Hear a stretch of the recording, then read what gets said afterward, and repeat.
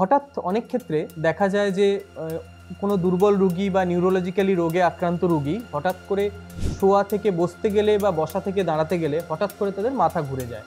এই জিনিসটিকে বলা হয় অর্থোস্ট্যাটিক হাইপোটেনশন।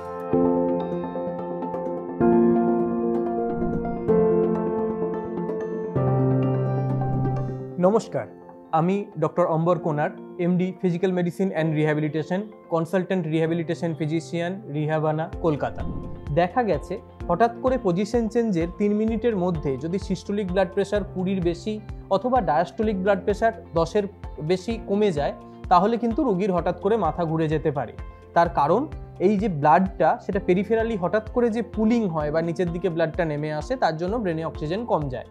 এই জিনিসটিকে বলা হয় অর্থোস্ট্যাটিক হাইপোটেনশন এবং সঠিক নিউরো রিহ্যাবিলিটেশনের মাধ্যমে, যেখানে স্টিল টেবিল ট্রেনিং, ব্যালেন্স ট্রেনিং, এইগুলোর মাধ্যমে রোগীর কিন্তু এই অর্থোস্ট্যাটিক হাইপোটেনশন থেকে উন্নতি সম্ভব এবং বড় বিপদ এড়ানো যেতে পারে।